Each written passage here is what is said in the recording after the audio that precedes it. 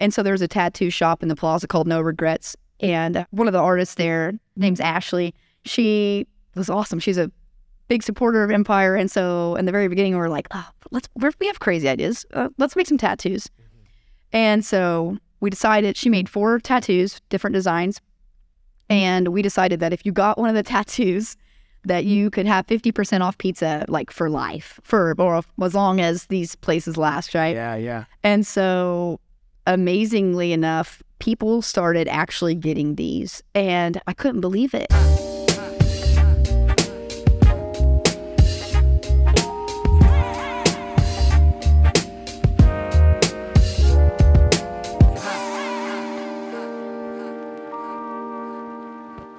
Rachel, thank you so much for coming to the Entrepreneur Studio. This is the type of interview that I look forward to, and one of the main reasons why is because you're badass. Like, I just have to say, the magazine covers that I've seen you on, you're kind of badass. Is it the leather jacket? I think it has a lot to do with your style and your leather jacket. Yeah. So welcome to the Entrepreneur Studio. Thank you, guys. Appreciate it. Glad to be here. So glad to have you. One of the reasons why I look forward to these conversations is because the type of person, the type of entrepreneur that I believe that you are, and from what I understand, and we're going to learn a lot more, that's the type of person that should be able to get value from these types of conversations and get value from the studio. And also we have a lot of people who are just thinking about starting businesses that listen as well. So you have what I would consider significant experience. Yes, I sometimes forget like what all I've done. I actually have a pretty fantastic business coach who's based out of here in Oklahoma City, and not too long ago, I'm one of those people, I'm not like, what did I do yesterday? I'm like, what have I done today? Okay. And what am I going to do tomorrow? I don't really think about what I've maybe already done. Yeah. And so she made me make a timeline of significant things that had happened during, I don't know, like a 5-year span. I was like, fine. And she gave me a piece of paper, and a little bit later I said, can I have like 2 more pieces of paper? And so that's when I really realized how much has happened. Yeah. How many things, not just myself, but our team has been a part of, and ups and downs and lessons learned and wins and all those types of things. So yeah, I guess there's been a lot. So upon reflection, you have a significant amount of experience that you can share. Good and bad, yes. Yeah. Well, I mean, those are the best. Well, good. Well, why don't you talk to us about maybe just a little bit about the restaurant group, and then let's go back to sort of your origin story about how it all got started. So the restaurant group is E03 Hospitality Group. For a while, when I was trying to think of something very clever for that, I just finally said, well, I was born in 1984. It was kind of a fun Orwell, silly thought as well, perhaps, a joke with people that I'm always watching. But yeah, so I landed on E03 Hospitality Group, which I thought also lent itself to sort of the age of the company and the youthfulness of it. Hopefully, I don't know. I just turned 38 on Christmas Eve, so I don't feel so youthful anymore. But I'm gonna work it as long as I can. So the group is right now 5 different concepts. We're always toying with new things. We have about 400 employees currently. 2 stores that are in the process of being built. We'll add, another 50 or 60 staff to that, just depending on where we land with how many we need and can find. That's another fun thing right now for everybody. That is a thing. But yeah, it keeps growing, and I'm nothing without our team that operates those stores daily and allows me to do what I think I'm best at, which is create, and I handle a lot of the back end of those things. Unfortunately, the legal part, and we have a part-time CFO finally, which has been extremely helpful, which has shown me how much I really need a full-time CFO because I've been handling a lot of that myself too. But wow. It's been important for me to learn how to do all of the things to an extent. But at some point, you need to be surrounded by people who know more than you. Yeah. And I look forward to finding a few more people to complete the team that we have now that we're back up and running. Sweet. Yeah, so we have, I think, we just had to close a store, a fun little coffee shop that we had. We closed it in December. So I think we have 8 units right now with 2 more on the way. And who knows what 2023 will bring. But Empire Slice House, that's sort of our flagship restaurant. People probably know that the best. It has the most locations. We just opened our 5th iteration of that off of 47th in May here in Oklahoma City. And yeah, so it's been a fun ride. In that group, we started it in 2016 when we built our second and third restaurants to really tie all those together. Yeah. From a marketing perspective, and also so that we could share resources, which became really important. I realized at that time. Yes. But lots of epiphanies, I'm sure that's happened. Yes. But it was all sort of born out of a very interesting, I'd say just an interesting local thing that happened. So talk to us about, how you got your first location. Yeah. So I, a little backstory is that I played sports my entire life. That is how I ended up here in Oklahoma City. I grew up in South Tulsa, but transferred to Oklahoma City University here for my final 2.5 years of college. And I always waited tables in the summer. Okay. It was easy. It was fun. Cash money. When it was time to go back to school, we quit, and they knew it was coming. And so it wasn't like a career wasn't a career at the time. And so in doing that, I started working for some local restaurant groups after I finished college. I was supposed to go to law school, decided that I was kind of tired of being in school and just wanted to have fun for a little while. Okay. And so that turned into becoming a manager at some of those places. And then at some point I felt like I cared more than those people did, or I had different ideas and I felt like they could work. And so there was a contest that I saw in a district here, artsy, fun, at the time it was up and coming, Plaza District. And it was for an old laundromat space, and it was a citywide contest. And what the building owners were doing was saying, what are your ideas for here? They were really trying to involve the community, which I thought was such a smart way to market that. Oh, yeah. Because it brought awareness to it, and it got everybody talking about it. And then it was so funny. We saw all kinds of things, like people said, I want an arcade with the laundromat, but with beer. And actually, some of those exist now. I don't think we have one here in OKC, but I know there's one in Tulsa. And so we saw that, and people said a plant shop, or there were all kinds of ideas. It wasn't limited to restaurants. Yeah. So a friend of mine and I pitched a European cafe, which was, when I asked him what his strength was cooking-wise, he was really one of the only chefs my age that I knew who I thought was cool and was my friend. Yeah. So, so he said, I'm Eastern European. And I was like, Eastern European? Yeah. I said, what is that? Pierogies. And I said, never eaten one. Okay, let's do it. So, I was a front of house person. I ran the bar. I did the business plan, all that kind of stuff, but I'm not a chef. And so we pitched that. We did not win. Weird. Right? It's such a good idea. Our pierogies did not win. Contest. The concept contest. Okay. So I don't like to lose. Okay. I actually hate it. My business coach, Gene Hopper, has recently reframed this for me and is calling it win or learn. Okay. Okay. So I'm trying to just not be so about it's black or white. It isn't win or lose. It's like, it's win or, what did you learn from when you didn't win? I'm like, you mean when I lost? Well, when I got second place. When I got second place as the first loser. That's right. You know it. So I go to Austin for the first time, which was kind of crazy thinking that, because I've been there so many times now, and I love Austin, Texas. And I go to a pizza place on South Congress. This is like early 2012 or something like that, maybe mid 2012, called Home Slice Pizza. It's still there to this day. And I was sitting there and I was like, artsy district, pizza. I had worked at a pizza place before as a server. It was wood fired, so it definitely wasn't the same style. And I wasn't a cook there, so I didn't know how to make any of that. But I saw that concept and I was like, this is what I should have done. And so fate plays a big role in a lot of things that I think happened to me and for our group.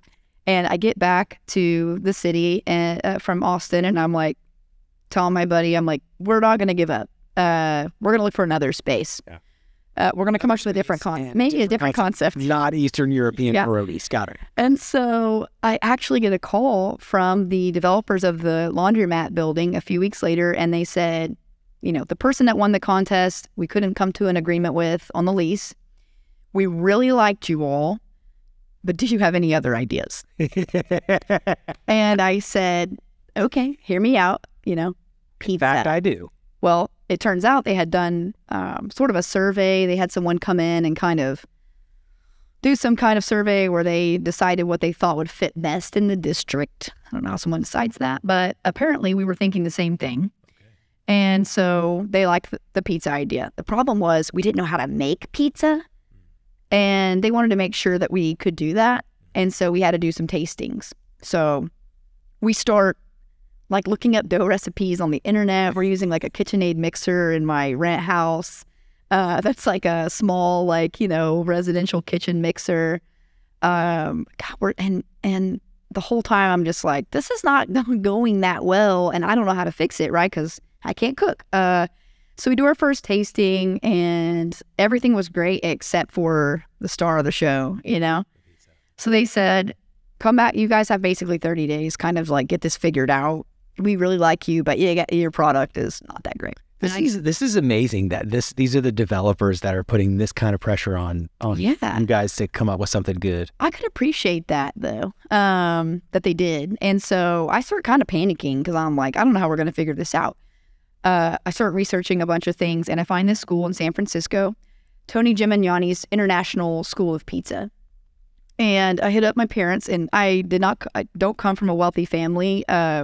You know, I went to Oklahoma City University on full scholarship, or else I wouldn't have been able to go there at all. And so asking them for any financial help, I had no choice. And so they put together about $10,000 for me to pay for the class, which was $5,000, to fly to San Francisco, to stay there for a week and a half. And like, they kind of bet on me, you know, and that was really cool. So I fly out there because I'm like, I'm going to figure this out. And I go to school there for a week. It was really intensive. Tony really took me under his wing, and he's a master of his craft. And there's a lot of funny stories of being at school. But I was, you know, the only female there, which is not new to me in this industry. I actually think it's pretty fun.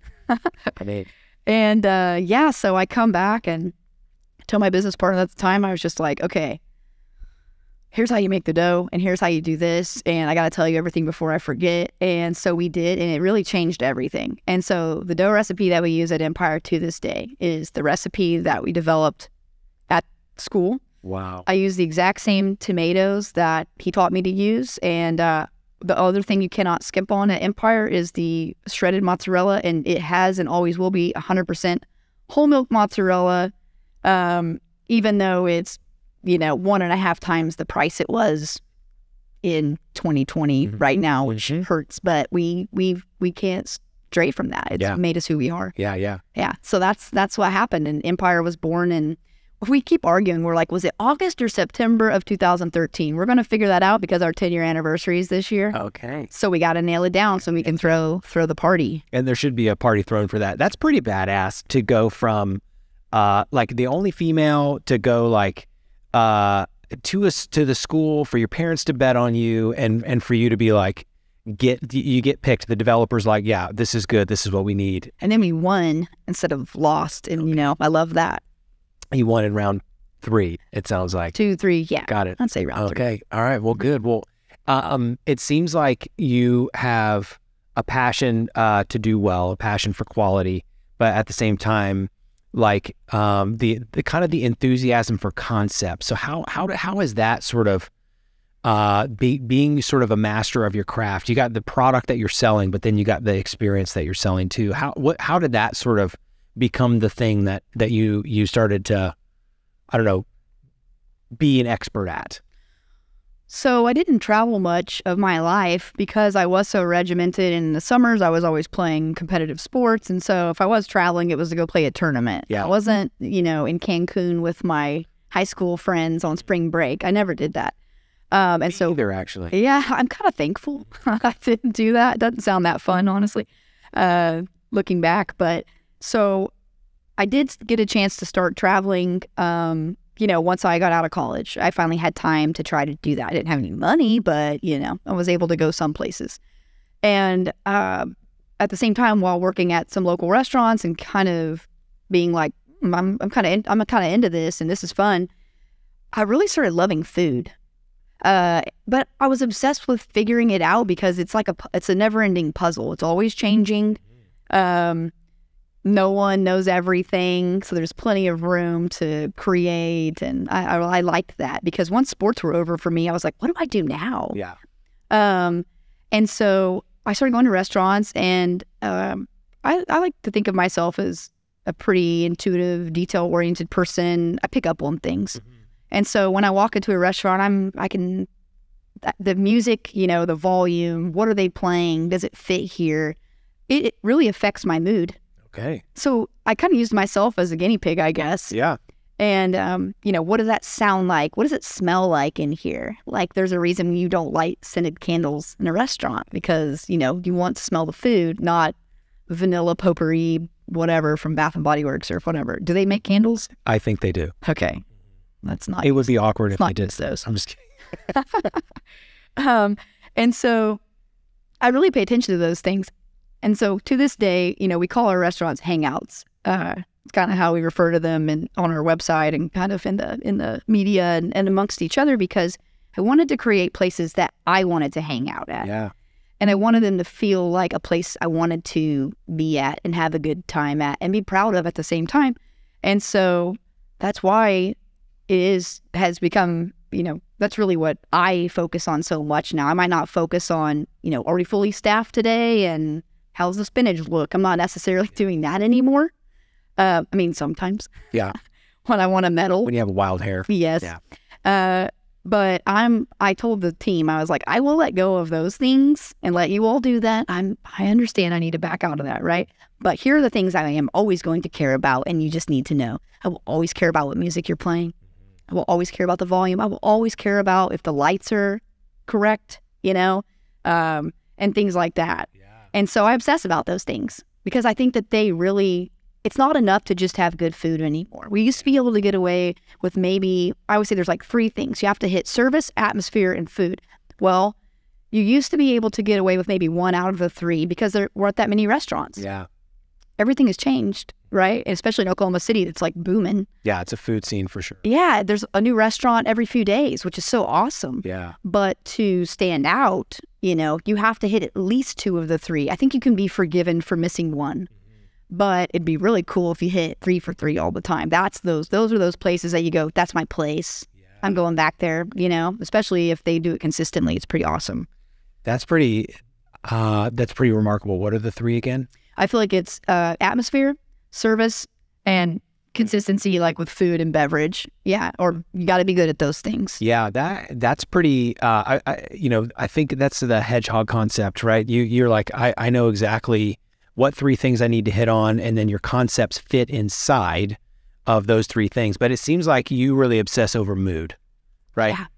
Yeah. It has the ability to shape your whole attitude. Yeah. You ever walk into a place that's silent and it feels weird? Yeah. And maybe the server didn't come to your table for 5 minutes? You're like, I start feeling like I'm hulking out almost, Well, I think people do, especially when they're hangry. Yeah. But like, I do you think that being a little obsessive over mood, do you think that contributes to people coming back? Is it the way you made them feel? I think so. And also, there are 5 things I love about restaurants: people, food, music, booze, and art. And I don't know in what order, but yeah. I think the order changes based on my mood sometimes. But I think that one of the things I loved about restaurants was creating experiences for people and community. And there's a reason, our restaurants have tables that are all very close together, or a bar where you can see everyone, is because I love that New York vibe of going, hey, well, maybe in New York they're not as kind as us here in the Midwest, but I love seeing people at Empire or Goro look over and go, can I ask you what you're having there? And they go, oh yeah, totally. This is fungus amongus. Oh, I love mushrooms. And I go, want a slice? That's awesome to me, right? It's like human interaction. And I feel like we were a part of that.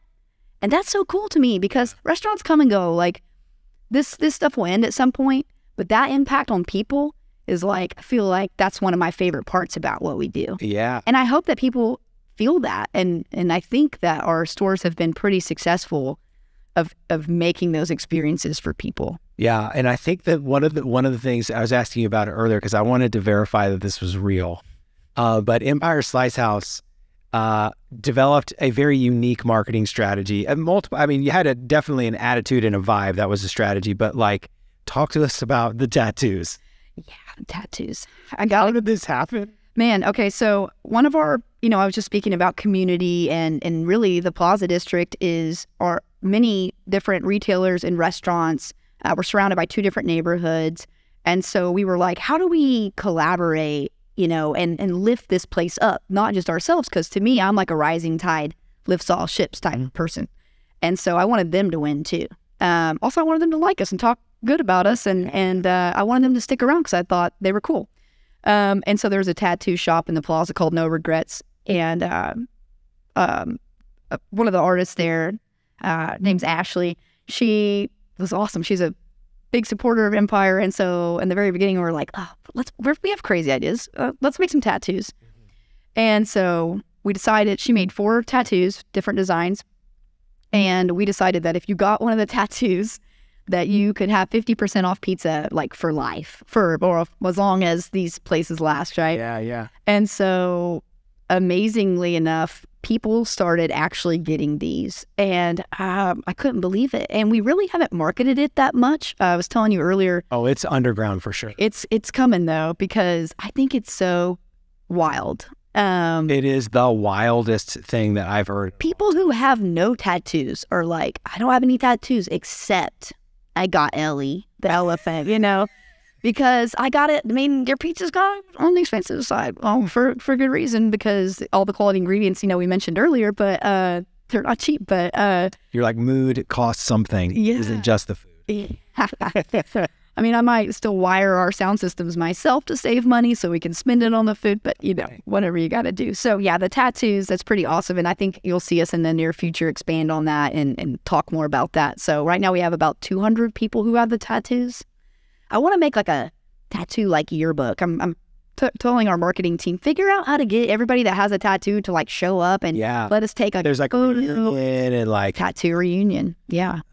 I have to figure that out. It's so cool. I mean, the amount of people that talk about it, I think one of the things that's really impressed me about what y'all have been able to do is the amount of word of mouth, right? And I don't know, why do you think people talk about you and your businesses as much as they do? Well, I don't ever think about that until people like you point it out. Yeah. So it's kind of like an odd question. Like, I'll make sure. A lot of people talk about, a lot of people talk about you all the time. I hope it's because all the things we've talked about so far, that we obsess about creating these experiences and that we care about people, especially in the past few years, that's become so important to just be a good human and support humans. And we do a lot of that. I think we've developed a really good culture, a very inclusive culture in our company. And I love that. I wouldn't have it any other way. And I think people see that. I think everyone, our price point allows for all types of people to come to our restaurants, because you can spend $4 at Empire or you can spend like 40. It's up to you. But if you only have $4, you can still come there. And I love that. It doesn't like alienate anyone based on income. And I think, a lot of our stores bring that affordability to what we do. And then, I say this all the time, I'm nothing without my team. And I'm proud that we have multiple leaders in our company who've been with us for 8 years. The director of Empire has been with us for almost 9 years. He started as a bartender there.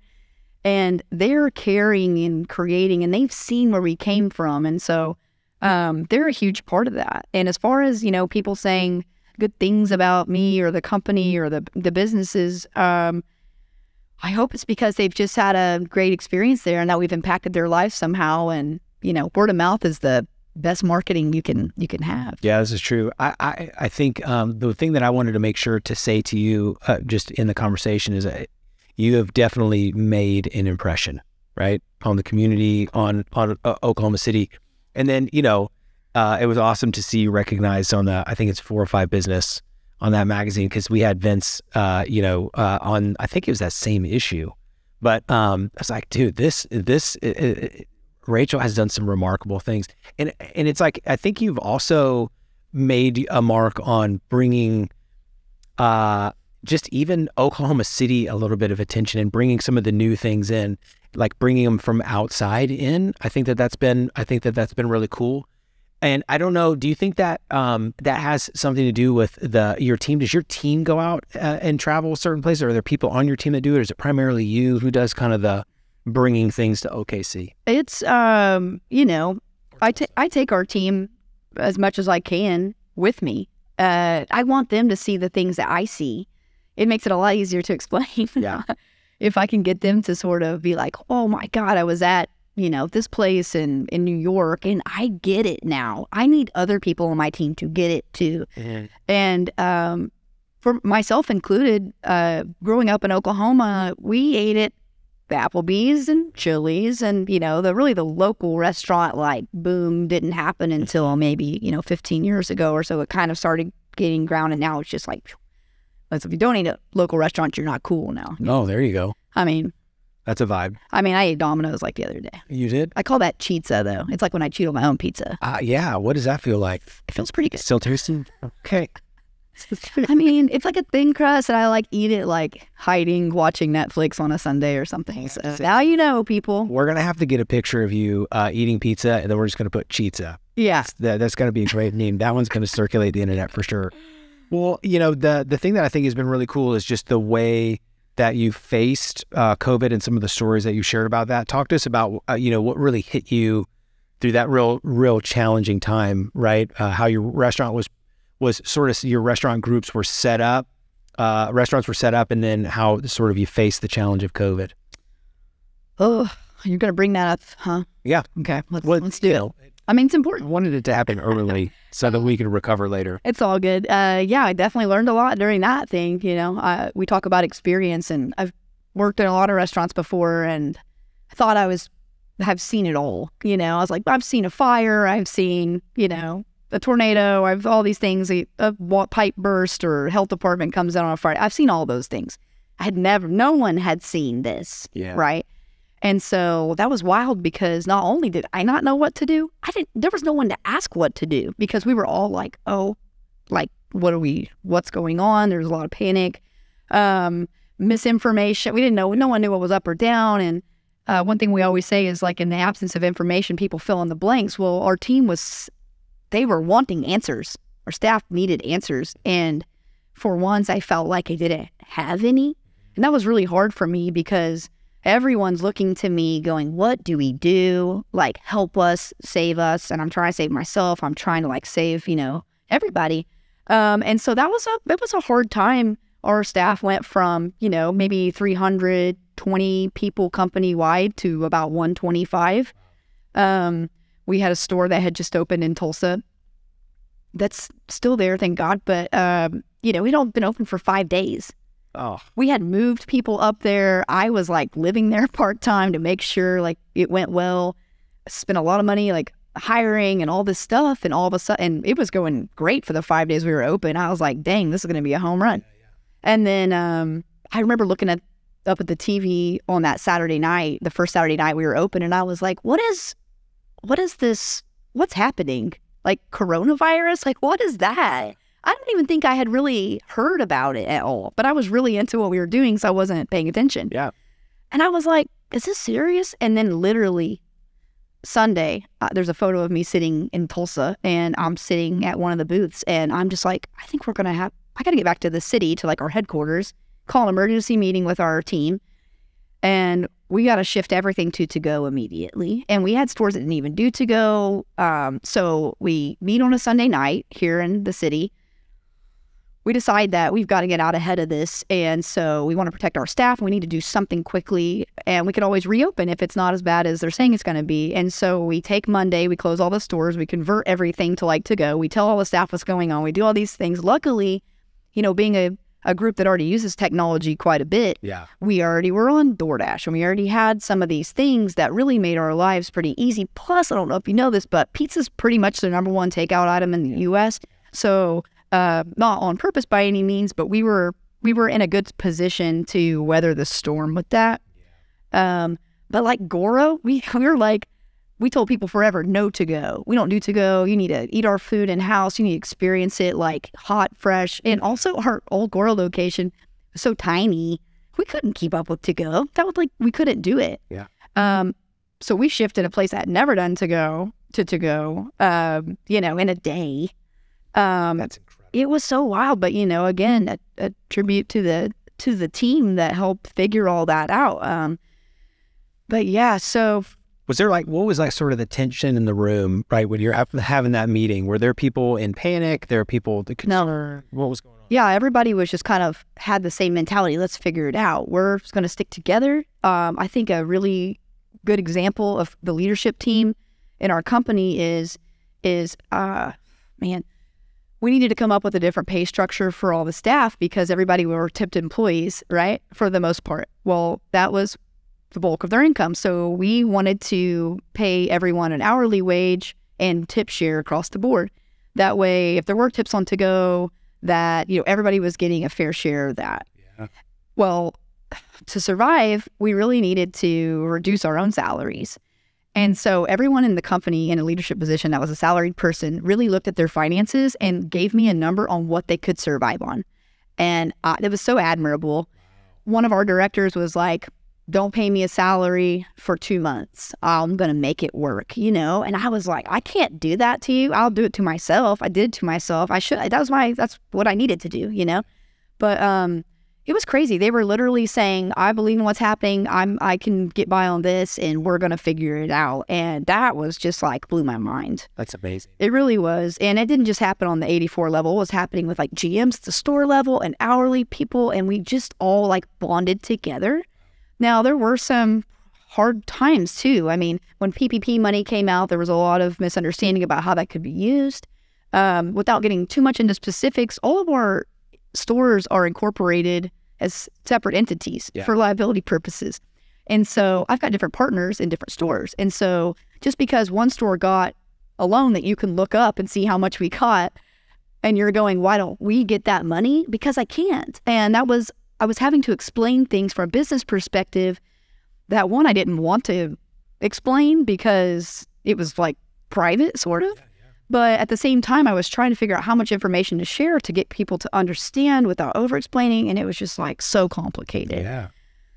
So, but yeah, for the most part, everybody bonded together and, you know, we figured it out. We did a lot of stuff during those 2 years. You know, Goro used to be in the Plaza District. Well, Gun Izakaya, which was my ramen partner, Jeff Changelin. He's a fantastic chef. We had opened that in June of 2019, and we decided that the model of that restaurant was no longer gonna work. It was dinner only. It was extremely experience driven. You can't hear me tell you about our amazing features from Tokyo while I'm wearing a mask, and you know, and I had to turn the music. I just changed the whole environment, right? We didn't do to-go. So we decided that we own that building. So we decided to pick Goro up and move it into that building because their lease was almost up. Yeah. And we needed more space anyway. So we saved ourselves with that one. We closed the slice shop that used to be next to Empire in the Plaza and moved it to Nichols Hills and moved all those to-go sales into the Plaza Empire store. And that ended up working out pretty well. You know, we had to close Tulsa for 9 months and reopened that in November of 2020. And there were just so many different things. And all at the same time, like, I'm like every night reading stuff about, you know, because I mentioned earlier, we didn't have a CFO. We don't really have like that kind of team. And so the person filling out all the PPP loans and all the grants and all that stuff was me. And I didn't want it to be anyone else because if I got messed up, I needed to be able to go. That was my fault because it was too important. And so luckily we got most of that done without error. But yeah, it was a wild, wild ride. And so we reopened for some kind of hybrid service in September of 2020 at some of the stores. But we took a very cautious approach to reopening and everybody had to make their own decisions. That was a decision that we made, was to protect our guests and staff. And, you know, we were able to retain the majority of our base staff, which allowed us to reopen a lot faster and a lot easier than some of the other restaurants I saw that had a hard time, especially then, you know, unemployment came into play. And there were, you know, that's not the only reason that I actually think it's not a big reason why we have a hard time finding staff right now at all. I think there are other reasons for that. But it allowed us to do that a lot easier, I think, than a lot of people who maybe had to close or cut down to 2 or 3 people. You know, we were lucky. It's an amazing story. I do think the resilience of the hospitality industry and how people sort of rallied around each other and in the community was really powerful. But it really takes, I'm just going to say, a certain type of person to go to the level or the intensity that you went to be as hands-on as you were. And I also think it's a testament, some of this is a testament to how you recruit and hire. So what do you think really attributed to the banding together, other than people like the uncertainty and feeling like why did people on your team really kind of band together? How do you go about picking people, and why do you think that happened? When I was younger, I always thought I would end up being a coach somehow in the future. And what I realized a few years ago is that I kind of am one. And one of those parts of being a coach is recruiting, right? And training and all of that. And so that's kind of what we do. A lot of the people at the 84 level on our team, we have something in common. They all played sports too. Okay. We kind of figured that out later. But we have a lot of the similar intangibles, I think. Yeah. Teamwork, you know, and building that family and protecting each other and fighting for each other. And, you know, that they have carried that throughout the company. And those are the types of leaders that we look for in those roles, is that it's not about you, you know, that old saying, there's no I in team. Yeah. But there's an ME. Just kidding. But I think we take a lot of that mentality throughout, like what we do and how we create that culture with the staff. We care about our staff. We try to help them as much as we can, and I think they know that. There was a time in the beginning, you know, I was working at Empire circa 2013-14, and I get a phone call, and you know, a kid, instead of calling their parents when they got in trouble, like if they needed help, they called us, and I thought that was like, also call your mom, but yeah, we can help you. Yeah. Where are you? You know? Yeah. And so it's hard because the larger you get, it's hard to have that kind of personal relationship. Yeah. I mentioned that we had our employee party on Sunday. There were so many people there, but I was like, I remember when I used to know everyone. Yeah. And I hate that I don't know everyone anymore. Yeah. But when I do go into the stores, you know, I make it a point to, I want to know who's there. Tell me your name. What do you do? Oh, I read about you in the recaps. You know, Great job with blah, blah, blah. I love reading the recaps. That kind of, we write those every night for every store, and it has some big wins and some shout outs for people on there and some things that need work, and, you know, numbers are in there and things like that. But I love reading about the staff. Yeah. And that helps me too, because I can walk in and I'll have that like nugget of info about Colin or whoever, and they're like, wow, I've never met you before, but you know me. And so that helps some. That makes an impression. I think so. Yeah. But yeah, we care. And I hope that that's why people, you know, continue to stick with us, or as a recruiting tool, that they've heard that about us. Oh, that's good. Well, talk to us about the bounce back. How have things sort of bounced back from COVID and you know, I'd say the recovery period and all that kind of stuff. How have you guys bounced back, and what's some of the lessons that you've learned? From a business perspective, it's been really interesting because it's been a roller coaster. I've been to several different, watched some different speakers and about economics specifically, and it's been interesting. Like during the pandemic, no one could really go spend money, right? The things that we spent, experiences and traveling and eating out, all that stuff, like they just saved it all. You know? And so whenever the doors open and the floodgates open, everybody was going out. Mm-hmm. And they were going back to salons, and they were going back to concerts, you know, to an extent. And they were going to sporting events, they were doing all this stuff. And it was just like, wow, our numbers went from, they were topping pre-COVID numbers. Wow. And that was crazy. Now, at the same time, the cost of goods is outrageous. And so even though our sales were higher, we were struggling to, one, source product, but two, keep our prices approachable and not change them. Like at one point I joked I wanted to put market price on the menu because I didn't want to have to commit to changing a pizza that was $25 to $30, because you know what's going to happen when the price of cheese goes down. The people who've been getting away with selling pizzas for $30, you think they're going to lower their price? No, they're going to keep it. And I think that I don't want that to happen to us, because at some point, as we're seeing right now, the word no one wants to talk about, recession, people maybe not spending as much money as they were before. Luckily, we're in a very good place in the U.S. Like, we have a lot of, I feel like, built-in protection for some of that, and mostly just our cost of living overall, and the fact that we've diversified the businesses that are here, and it's not just so oil dependent anymore. But with all that being said, we saw that huge rise, but at the same time, nobody had any staff, because we didn't have, so we had all these sales. Everybody wants to come out and eat, and everyone's like, well, I only have 50% staff. So we were just taking tables out like, okay, come in, be on a wait, but we only have enough tables for how much staff we have. Like, there's literally not even a table for you to go, why can't I sit there? Because we took it out, But so we went through that, we got restaffed, and then at the same time, we were raising prices like a little bit. So it is kind of deceiving when we look at our year-over-year sales numbers, because I know that a lot of that it's more about how many units did we sell. I have to really look at that number versus going, how many dollars did we sell? Yeah. Because we raised the price on everything. Yeah. But at the same time, it's a false positive in some respects. Yeah. So there was, and so we saw that we really thought about living wages. And I know that's a big conversation in the restaurant industry, and that's a whole nother podcast we'll have to do another time, maybe with a couple other people. That'd be fun to see what everybody thinks. But, we were trying to raise people's salaries, to more than what they've ever been. And how do we give health insurance to more people? And we started just, again, caring about people and what everybody went through, and trying to figure that out. So not only did our cost of goods rise, but when we looked at our labor cost, we have really been trying to pay people more. Yeah. And so, that labor expense has gone up too. So it's been interesting, but for the most part, I'm extremely proud of what's happening right now. Yeah. I feel the best I've felt about what's happening in a while.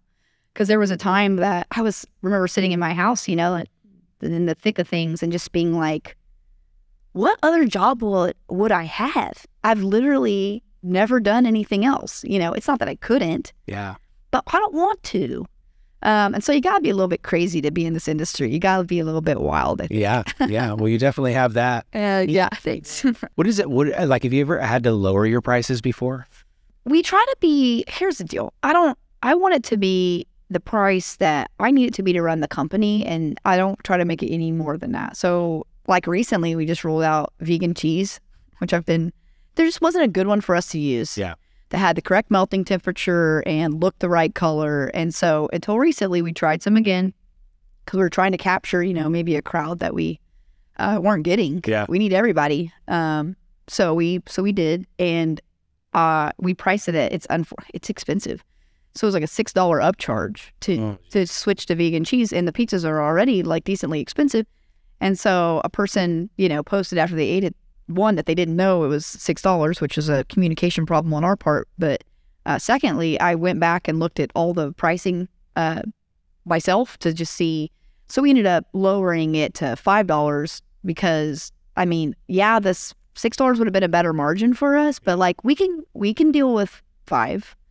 And so I think people need to think about that. And that's kind of what we were saying earlier, is people are going to raise their prices, but who's going to lower them? Now, but I'm just talking about maybe restaurant specific, because you look at places that maybe they could do a sale, right? Yeah.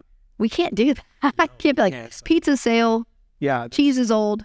Come eat it before it goes bad. I can't do that. And here's the day-old slices. Yeah. They're in a basket. That is funny, though. Maybe. People, I've seen the muffins. We joked about, like, people eat cold pizza for breakfast or whatever. Yeah. We'll just be like, just throw the pizza in the fridge at the end of the night and just, like, sell it to people for, like, $1 the next day and be like, it's fridge pizza. Fridge pizza. Hope you like it. I hope it's what you expected. Yeah. Well, see, so here's the thing that I think is interesting is I almost think there's a little bit of like an easy way out happening right now with the inflation, right? So it's like, I'll just raise prices. So if you think about the levers that you have, right? It's like, I'm going to increase average ticket, and that's how I make more margin per sale. And I liked how you were talking about units sold. But then you've also got, how can it maybe, increasing foot traffic or even digital traffic. Those are two different levers. And it's almost like, how do I make more of what I'm already getting rather than how do I just get more people? And I think that the easy way out is get more out of of the traffic I'm already getting, rather than like, because the age old saying, it's 5 times cheaper or 5 times easier to keep a customer you already have than get a new one. And so I think there's some people maybe taking the easy road, which is just raising prices. I think there's other ways to achieve that too. You mentioned that you've been in restaurants before, and I'm not sure if, you did this where you worked, but it's called upselling. And it's the way that our training our staff that when they speak to a table to, yes, they're here to eat pizza, but tell them about the garlic knots. Maybe they could get started with that, try to raise that ticket average without just raising the price. Yes. And so I think that there are other ways to achieve that. And the other thing for us is to really, our restaurants typically have a pretty small footprint, relatively, outside sales. How do I get people to take food out the door? Because that allows me to, turn and burn. Yeah. Keep the kitchen staffed versus having to keep the floor waiting. Yeah, I remember looking at Burger Punk's annual sales after a full year, and I was like blown away. I did not realize that 1/3 of their total sales was in to-go. I was like, that blew my mind because, and then when I've gotten on like those third-party delivery apps and just looked, there really aren't that many burger places on there. Yeah. That sell just burgers. It might be a restaurant that has a burger, but as far as people who are just a burger shop who are on those platforms, I didn't see that many. Yeah. So I was like, oh, I guess we kind of accidentally not cornered the market, but we kind of figured it's a big thing. Plus, yeah, they taste great, the packaging's great, and they're fast. And so when it gets to you, it's pretty hot. I think... Are we recording? Are we doing this now? Let's just do it. Okay. We're recording. Mark's probably like, hey, I pressed record as soon as y'all sat down because he knows what's up. It's like, let's talk about, we're talking about levers, right? So, talking about, driving margin and being able to do things with that money. So I'd love to just chat with you about how you think about, the levers that you think about in your business, and then talk about what you do to use that to either scale or give back. Okay. Levers in our business and how we use stuff. Like how maybe you look at your P&L and then how that shows up in experience, because you double down on mood and experience and things like that, right? And food quality and things like that. And you're looking at your P&L and you're like, how do I translate that to maintain our brand or our experience? And what are some of the things that we do training wise when you talked about upsell, driving traffic, foot traffic, decreasing wait times, what are some of the levers that you sort of think about now?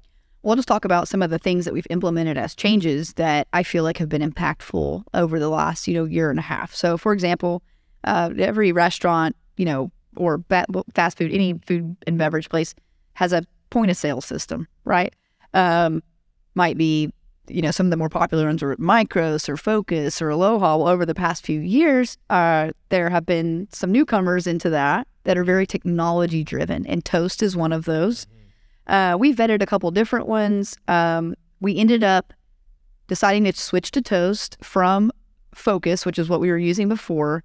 And it was kind of like a hard pill to swallow because we'd spent those other systems I started with were so expensive in the beginning. And we're talking like $30,000, $35,000 for things that really were not doing what we needed them to do anyway. And they were getting kind of archaic. And so new location has a $30,000 price tag for technology. It did, and so to look at those things and make a big pile of them and switch to now, Toast is relatively inexpensive on the front end. They make their money in reoccurring charges, credit card processing, as you know a little bit about, and those types of things. So, but what they allow you to do in their integrations with third-party delivery apps like DoorDash or Uber Eats, they were able to create so many efficiency, helped us make that so much better functionality.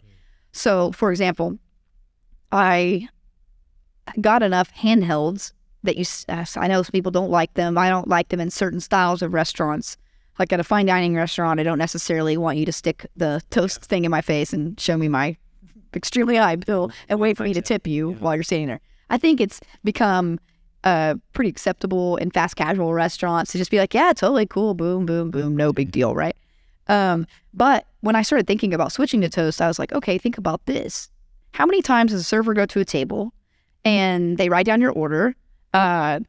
Sometimes when I was a server, I was like, what did I write? Like, what does this say, you know? It's like a doctor's handwriting. Yeah, but also when you're serving, you typically have more than one table in your section. And so maybe you were on your way to put that order in and then, oh, so-and-so at this other table needed a drink. And so you did that and then you were like, oh, I forgot. It's my turn to go check the bathroom. And then 20 minutes later, you're like, oh, like I still have this order. I forgot to put it in, you know? They were coughing shameful. It's like, it's so shameful. Yeah, and you blame the kitchen. It's not their fault. But anyway, so I thought about that. And so what's cool about the handhelds is not only is it, I think, shown itself to be more correct. Like I feel like our discounts have gone down a lot from server error. I've seen those decrease quite a bit. Because that's the other thing. It's not just how do you increase your check average? How do you quit making mistakes? How do you try to reduce those financial mistakes that you're making? Because at the end of the night, you see your sales, but do you ever look at your discounts from just dumb stuff that's happened throughout the night? Like food came out cold, they comped a whole ticket. That's $30 for something that was avoidable. You're out the food cost and the revenue. All of it, you know? And so that's really been a big focus of mine. It's not just increasing the sales, but how do I decrease these other things? And then also, not only does it, I think, has made them, oh gosh, what's what I'm looking for, put in orders more correctly and decrease the errors that they're making, but they're doing it right then, right? So that speeds up the turn time. Because how many times have you gone to a table as a server and gone, they'll be like, well, I'm just ready to order an appetizer. And you're like, okay, yeah, come back to the table later. So one of those training things we've been trying to do is at some of our stores to get them to encourage the guests to put their full order in at one time. So that there is not that time in between either. And QR codes, you know, love them or hate them, they're here to stay. Those have been really helpful for us too. I feel like the guests have, you know, tip. Sometimes when you're at a restaurant, you order, they take your menu away and you're like, damn, I really want another beer, but like, I need a menu. I don't know what you have. Well, now those are all at your fingertips. And so I think it's sped up a lot of things. Helping the guests decide what they want more quickly. And then, you know, so the technology part of it has definitely helped us with efficiency. Yeah. So that was a big change that we made company-wide. And we literally the other day just finally just gave away those. We've been trying to kind of sell the old systems that we have, but we finally just gave them to the company. We were like, just do whatever you want with these. Like, they're taking up space. I need these to go away. So technology has been a big one for us. Picture. At which part? Just the pile of systems. God, we do. Probably. Yeah, that's so funny. And so that's been a big one for us. And then, you know, when I'm looking at those, well, let me back up a little bit. The last 2.5 years have really been about restaffing the restaurants, getting our food like back in line. We've adjusted a lot of recipes to try to decrease our food cost. We've had to do a lot of work on the guts, right? And so now what I'm doing is I'm dedicating a lot of our resources to marketing. We're really ramping that up because we've never had a marketing team really. I mentioned earlier my younger sister Chelsea operates most of our social media accounts, which you think it's hard to operate like one brand. Try having 5 personalities. You have to be a certain kind of person to be able to really like do that. You know, there are great social media people around. Yes, absolutely. We'll talk more about that. Do you like working here? No, I'm kidding.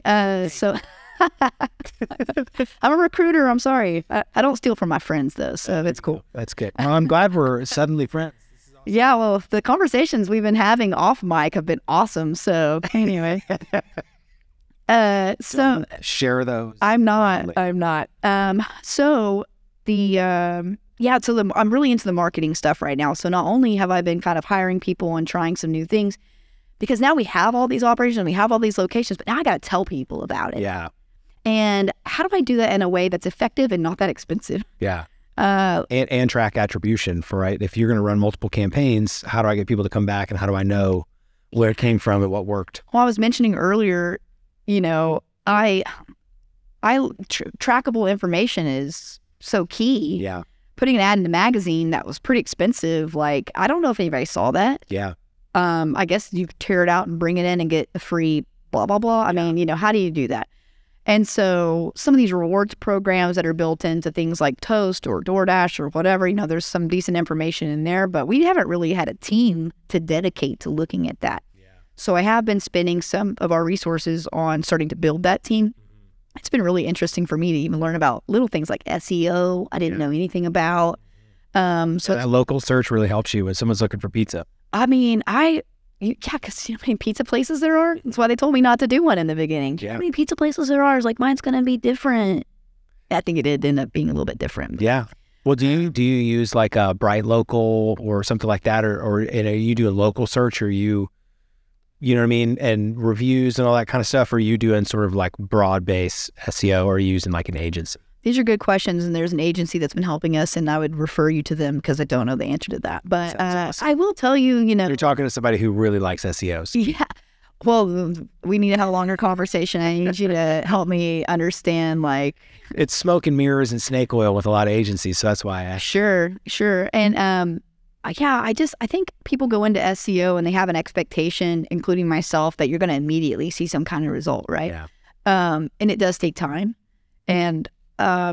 my wonderful business coach has also reframed this word for me when I say that people would refer to me as potentially impatient. But it's just, I'm so eager.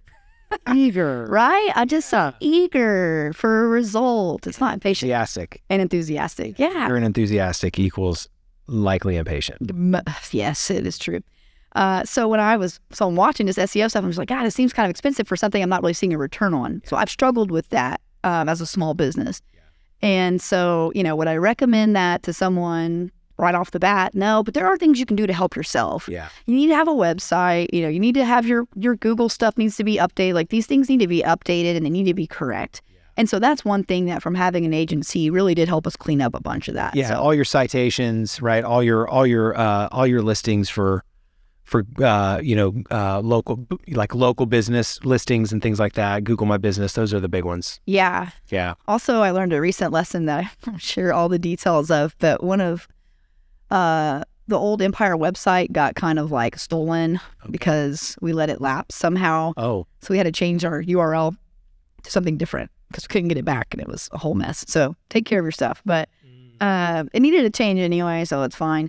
But somehow that was like still linked to something recently, and the QR codes were getting sent to a very lovely site that was happening like in the middle of the weekend where our agency wasn't available and we couldn't figure out how to fix it. And so, oh my goodness, it was really hilarious. And so we were laughing about it, but we were like, I mean, how did this happen? Yeah. So you let all that link juice go from that other domain you had to build from scratch. Oh man. Yeah. And we switched from Squarespace to WordPress. And so we had some things that just weren't quite cleaned up all the way. And so it led to a very funny situation. Okay. So take care of your stuff, people. Well, yeah. Don't let your domain lapse. Don't let that lapse. Anybody linking to you, make sure that you can keep the domain. So you can. That is key. Yeah, staying organized as you grow is really hard. I'm not, I just want to create and like be messy and not be very organized. And definitely have to surround yourself with people on your team who are like, okay, 1, 2, 3, like let's put this in order. Yeah, this is the way that I think about it, like hiring and managing a team. It's like you have your producers, your entrepreneurs, your integrators, and your administrators. And you, like, the producer is the person that'll color outside the lines to get it done. The entrepreneur is like, great ideas, great to collaborate with, typically administratively and finishing things. Those are the challenges. I'm familiar. And then you got integrators, these people that are great at connecting systems and people. And then your administrators are like, they're going to have the checklists and keep everything organized and all that kind of stuff. And so I try to make sure I have, in whatever team I have, I've got my producer, I've got my entrepreneur, I can fill in there if I need to. Then I've got my integrator and I've got my administrator. And if you've got that, you've got a pretty whole team that you can deploy to do a lot of things because you know that all of it's going to eventually get done because the producer is going to push it and the administrator is going to track it. Well, and that's where I think like I've seen the most growth within our own company, what I'm able to do and why we're even able to talk about growing and creating more units is because the team is in a good place right now and we have enough people with those types of skill sets for me to, the things I used to have to go do myself. Yeah. they're able to take care of. And that allows us to push forward. Yeah, yeah. And they're having fun with it. That's good. That's the most important. If I were not having fun, which we weren't for a while, you know, that I don't want to do it anymore at that point. Well, I think one of the things that would be good to know is like the bringing things to the city. What do you think's missing still? Man, that's a good question. I struggle a little bit because, you know, we are a landlocked state. And so this is no disrespect to any sushi that's in this city, but Uchi is the gap. Uchi is one of my favorite restaurants. I don't know if anybody's ever been there before. It started in Austin. They have a location in Dallas, so that's not too far. You should go check it out. Denver opened not too long ago, one in Miami, and I think maybe one somewhere else, Houston. And so that is like, wow. I mean, they're flying fish in you're getting stuff that we don't get to see here. Yeah.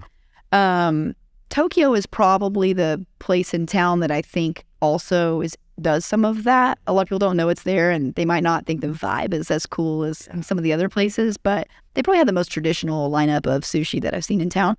And so, I mean, but that's hard to do. We look at our friends at the Drake and go, man, like, you know, they went through some changes with their menu and it was closed for quite some time. And I love oysters. And so, you know, going to sit at the bar top there. But when you go to Seattle or you go to, you know, somewhere on a coast and you see their selection, it's like, God, you know, why can't we have that? So I get frustrated because I want those things here, but I'm not sure if we're willing to pay for those things. And I think that's what's kept some of that from happening. And I think if you do that, you have to keep it in a very small, curated footprint so that you're able to get away with maybe, you know, 400 people or less that just love your place, that create that consistent business, and you can afford to come there because it is expensive. I mean, you look at those places and you're like, $4 an oyster for an oyster? And you go to East Coast, West Coast, and it's maybe half the price for one. So I would say, you know, that we are lacking there, but it's not that we don't want to try. It's just that I'm not sure we can get it. Yeah. Do you do market research or anything like that, or do you literally go on a gut and make bets? I would say it's that. Okay. Yeah. But I've grown up in Oklahoma my whole life. Yeah. And so, you know, if I go somewhere, I go, would my family in Ada like this? You know, how do I make this approachable for different, you know, types of people in the state? Because there's a lot of diversity here, and that's really important to me. Like when we first started Goro, it was very important to me. I knew there were going to be words on the menu that were hard to pronounce. And I struggle with wine, you know? You go to a place and there's maybe like a French wine or something. I have a French minor and I like still refuse to try. One, because my accent just gives it all away. But, you know, it puts you in a situation where you almost don't order what you wanted to order because you feel like insecure about saying it. And so it's been very important to me to include a glossary on there and almost like a pronunciation guide. Okay. And we also try to stay away from using those words. Like we just say, like instead of saying Narudamaki, maybe say fish cake and then try to explain to someone what that is. But I think taking those things that we see other places and then kind of bending them and going, okay, that was cool, but how do I make it really approachable and easy to understand, but with a firm, gentle nudge to educate? Yeah, move forward. Yes, but unfortunately, you know, in the past few years, the things that we were doing that we thought were so fun, like we had to stop doing those, and it was just about the bottom line. Yeah. And that really like sucked the soul out of what we were doing for me a little bit, and I was just kind of like down about it. Yeah. That's really when, you know, Neon was a little coffee shop in the plaza. We put it into a space that we still had a lease on. We had moved Empire's little slice shop out of there, as I mentioned before. And so that place, it only lasted like a year, but it was really important for me because it allowed me to do something creative that I felt like had never been done and try to do something new. And so, you know what? That was for me. That was for like my brain and our team so that we could do something fun and not have to just be like, well, chicken's too high again. Like, I guess we're going to have to take chicken off the pizza, which makes it not as good, but we can't afford it, you know? And so that was getting so old. So Neon was for that. And it was for the community, and we did it for a while, and, you know, things change, and we have to make other decisions. But, thank God for that little place for a while. Yeah. Because it was fun. Brought some spark back. Totally. And it kind of gave us like, oh, okay, we can create a little bit. We did it in a way that wasn't too risky because we already had, most of that there. Okay. Well, I've asked you a lot of open-ended questions, but now I have some rapid fire questions. Oh, that's just great. I've been practicing this. I listened to the other ones and I was like, okay, what's he going to ask me? We already covered sushi, so I already got rid of that one. The first one is what's 17 times 3? I'm just kidding. Oh my God. I was like, okay, hang on, 34. And then I was like, 51. I don't know. Is that right? Okay, sweet. That was the first one. Okay. I don't ask a lot of people to do head math, but yeah. Thank you. When I started marketing, I was told there would be no math, and there's so much math. Yeah. So I like spreadsheets. Yes. All right. Well, what's your favorite food city outside of Oakland? Chicago. All right. Super good. I went there pretty fast with that one. I was just talking about that place the other day. Yeah. It's so awesome. It is a good food town. Yeah. Best concert you've ever been to. And I know you're a music person. Yeah, this is tough. You only get one. I'm just kidding. You can mention a couple. God. Okay. Well, as I mentioned earlier, I have been a Brandi Carlile fan for the past few years. And seeing her at Red Rocks this past year, it got really cold. It was in September, and it was raining on us. And so, but it wasn't like a hard rain. I felt like it was like a very spiritual kind of like moment. Okay. And so seeing her in that show was super cool. So that was meant a lot. One time, I also told you that I used to be, and sort of still am to an extent, obsessed with Garth Brooks. Just a big part of my childhood. And so one time I went to go see him. He does these shows in Las Vegas. I don't know if you remember, like maybe less than 10 years ago, he did kind of a one-man show in Vegas where he went through and played all these songs that weren't even his that inspired him. So I went to that show. I actually got kicked out of it because you're not supposed to be on your phone. But the person I was with had left and never came back. You know who you are. And so I was texting them like, yo, where are you coming back? This is the best. And they're like, man, put your phone away. And I was like, okay. And so I put it away. And so anyway, I got kicked out because I used my phone again. So I tell you that because I went back to the show 2 years later. And I was like, I'm not getting kicked out tonight. And I was with one of my friends. And we got there almost late. And our seats were they were good seats, but they weren't the best. And we find this lady, we're trying to hurry to get a drink on our way in. And I'm like, will you just hold my phone? I don't know you, but you work here and I don't want any reason to get kicked out. I kind of told her my quick story. She's like, let me show you to your seats. So she takes us in. We're walking down the aisle. We get to right about where our seat's supposed to be. And she keeps walking. And I was like, ma'am, I think our seats are right here. And she's like, no, I'm putting you down here. Front row. I could see up his nose. I could see it was so funny. Have you ever been to a concert where the person singing forgets the words? What they do is they look at the crowd and they're like, oh, the crowd's singing. But he looked at me during rodeo and I panicked and I was like, I know all the words. I'm sorry, I can't help you right now. Someone posted on social media that the person up front didn't help him. Yeah, he did. He was like, that girl, man, but that... He's like, that's the one we kicked out. Yeah, we kicked out.